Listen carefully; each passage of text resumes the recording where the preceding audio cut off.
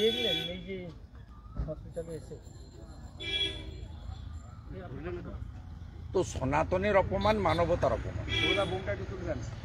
জটা কেটেছে, গলায় ঘাড়ে কোপ মেরেছে, এ লজ্জা রাখার জায়গা নেই। এখানে তো মুনি ঋষি সন্তদের ভূমি পশ্চিমবঙ্গ। এখান থেকে স্বামী বিবেকানন্দ তো গেরুয়া বসন পরে পৃথিবীতে ভারতের স্থান সুউচ্চে তুলেছিলেন। এখানেই তো শ্রী চৈতন্য দেবের ভূমি, এই মাটি। এই মাটি থেকেই তো স্বামী প্রণবানন্দ সৃষ্টি হয়েছে। এই মাটি সন্ত সমাজের মাটি। সবাই রাজনীতির ঊর্ধ্বে উঠে সন্ত সমাজকে সম্মান করে, শ্রদ্ধা করে। তার জটা কাটা হয়েছে, গলায় কোপ দেওয়া হয়েছে। উনি তো কাউকে আঘাত করে কথা বলেন না, তিনি তার সনাতন ধর্মের পক্ষে প্রচার করেন। এতে আপত্তির কি আছে? মোথাবাড়িতে হিন্দুদের দোকান ভাঙা হয়েছে, নওদাতে হিন্দুদের পানের বরজ আগুন লাগিয়ে দেওয়া হয়েছে, বিভিন্ন জায়গায় হিন্দু মন্দিরে চুরি হচ্ছে, ভাঙা হচ্ছে, হিন্দুদের ধর্মীয় অনুষ্ঠান করতে গেলে পুলিশ বাধা দিচ্ছে, রামনবমীর গেট করতে গেলে বলছে বাধা দিচ্ছে। এইখানে আজকে করেছে চণ্ডীপুরে। এনএইচ থেকে অনুমতি নিয়ে আসুন। মমতা আর তার চোর ভাইপোর যে ছবি দিয়ে গেটগুলো সারা বছর ঝুলে থাকে, ওদের কোন বাবার অনুমতি নিয়ে করে ওরা? রামনবমী তো বিজেপির প্রোগ্রাম নয়, হিন্দুদের প্রোগ্রাম। তাতেও যদি বাধা দেয় তাহলে বুঝতে পারছেন পশ্চিমবাংলার হিন্দুদের অবস্থাটা কেমন। আমি অন্য ধর্মের লোকেদেরকে তাদেরকে সমালোচনা করব না, সমালোচনা করব এই রাজ্যের পুলিশ এবং মমতা ব্যানার্জির, যিনি নিজে অন্য ধর্মের ধর্মীয় অনুষ্ঠানে, খেলাফত কমিটির অনুষ্ঠানে দাঁড়িয়ে হিন্দু ধর্মকে গন্দা ধর্ম বলেন। তো পুলিশ তো উৎসাহিত হবেই। পুলিশ মন্ত্রী যদি হিন্দু ধর্মকে গন্দা মানে হিন্দিতে বাংলায় নোংরা, নোংরা ধর্ম যদি হয়, মুখ্যমন্ত্রী যদি বলেন প্রকাশ্যে, লাইভ হচ্ছে, মানুষ শুনছে, হাজার হাজার মানুষ সেখানে নামাজে গেছিলেন, তারা শুনছেন, তারা হাততালি দিচ্ছেন, আর মুখ্যমন্ত্রী বলছেন আমি গন্দা ধর্মের বিরোধী। মুখ্যমন্ত্রী বলেছেন সকালে উৎসাহিত হয়ে দাসপুরের হিন্দু বিরোধীরা, যারা আমাদেরকে কাফের বলে মনে করে, যারা মনে করে হিন্দুদের শেষ করতে হবে, তো মোগল পাঠানের সময় থেকে চলছে। তারা হিরণময় প্রভুকে পেয়েছে মাঝরাতে, যা করার করে দিয়েছে। এর জন্য দায়ী কোনো সম্প্রদায়ের লোক নয়, এর জন্য দায়ী রাজ্যের মুখ্যমন্ত্রী মমতা ব্যানার্জি এবং তার পুলিশ। ফালতু লোকের কথা বলবেন না তো আমার সামনে। আপনাকে দেখে কেঁদে ফেললো এতটাই যে আবেগপ্রবণ হয়ে অনেকটাই আঘাত পেয়েছে। জটাটা আঘাত কি মেরেছে? তো কোপটা ঘাড়ে বসলে ঘাড় থেকে মানে দেহ আলাদা হয়ে যেত। হালকা ঘোপ লেগেছে, হাতে লেগেছে, ঘাড়ে ঘোপ তো আছেই, উপর দিয়ে লেগেছে। বিশেষ করে দেখুন জটা কেটে নিয়েছে। এ তো আমি মানে নতুন করে দেখলাম। প্রত্যেকের ধর্মের নিজের নিজের একটা সম্মান রয়েছে, প্রত্যেক ধর্মের একটা নিজস্ব সম্মান রয়েছে, রীতিনীতি রয়েছে। এখানে এইভাবে পশ্চিমবাংলার মাটি, যেখানে মুনি ঋষি সন্তদেরকে লোক সম্মান করে, যেখানে তিনটি আন্তর্জাতিক সংগঠন, সনাতনী সংগঠনের, মানবতাবাদী সংগঠনের হেডকোয়ার্টার, রামকৃষ্ণ মঠ ও মিশন স্বামী বিবেকানন্দ প্রতিষ্ঠা করেছিলেন, তার আন্তর্জাতিক হেডকোয়ার্টার হচ্ছে বেলুড় মঠ। স্বামী প্রণবানন্দ ভারত সেবাশ্রম সংঘ সৃষ্টি করেছিলেন, তার আন্তর্জাতিক হেডকোয়ার্টার হচ্ছে বালিগঞ্জ। শ্রীলা প্রভুপদ শ্রী চৈতন্য দেবের আদর্শে ইসকনের প্রতিষ্ঠা করেছিলেন, তার আন্তর্জাতিক হেডকোয়ার্টার হচ্ছে মায়াপুর। এবং এইখানেই যদি সন্ত সমাজ তারা এইভাবে আক্রান্ত হন, তাদের জটা কেটে নেওয়া হয়, তাহলে পশ্চিমবাংলার সাধারণ মানুষ, মা বোনেদের নারী সুরক্ষা তো আগেই গেছে, হসপিটালের মধ্যেই অভয়াকে প্রাণ দিতে হয়েছে।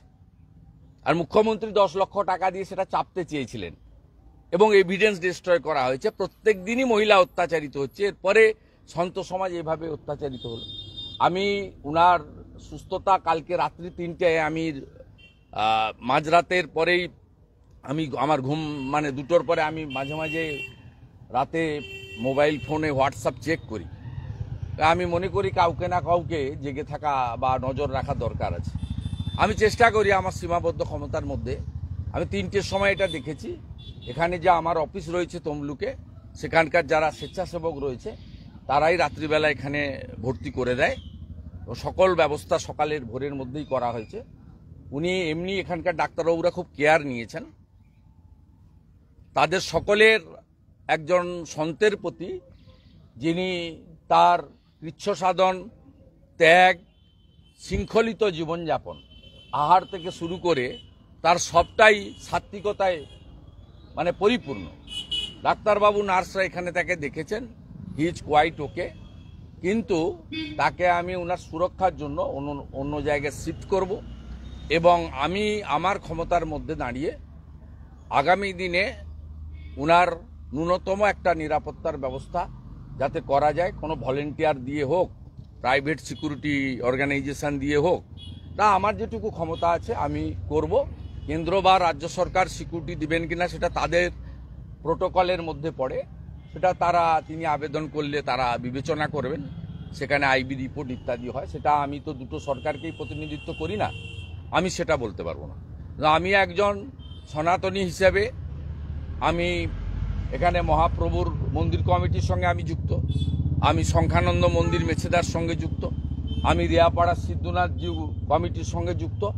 আমি আজকে রাজনৈতিক দল পরিবর্তন করেছি বলে নয়, আমি যখন তৃণমূল কংগ্রেসে ছিলাম তখনও আমি সনাতনীদের স্বার্থে লড়াই করেছি, সনাতন প্রতিষ্ঠানকে বাঁচানোর চেষ্টা করেছি এবং বিভিন্ন মঠ মন্দির আমি সেখানে তাদের পাশে দাঁড়ানোর চেষ্টা করেছি।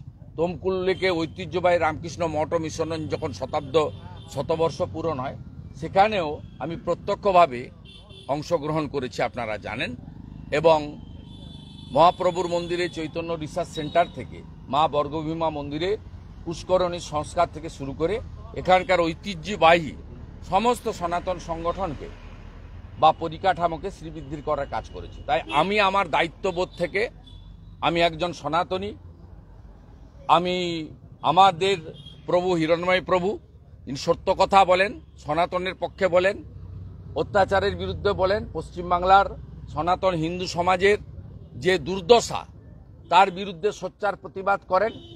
তিনি কাউকে ভয় করেন না, ভয় যদি কাউকে করে থাকেন তিনি একমাত্র ঈশ্বর এবং ভগবানকে করেন। তাই সেই প্রভু যার গলায় তুলসী রয়েছে, মাথায় শিখা জটা রয়েছে, যিনি ধুতি পরিধান করেন, যিনি সম্পূর্ণ সাত্বিক আহার গ্রহণ করেন, তিনি ভাগবত কথা প্রচার করেন, বেদ উপনিষদ গীতার কথা প্রচার করেন, রামায়ণ মহাভারতের কথা প্রচার করেন, শ্রীকৃষ্ণের রাধা মাধবের কথা প্রচার করেন, তার এই দুর্দশা, তার এই আক্রমণের আমি তীব্র নিন্দা করি। তার পাশে থেকে আমি তার দ্রুত সুস্থতা এবং যাতে তিনি নিরাপদে থাকেন তার জন্য আমি সচেষ্ট থাকব, এটাই আমার কথা। হুমায়ুন কবির হাতে গীতা নিয়ে বলেছেন আমরা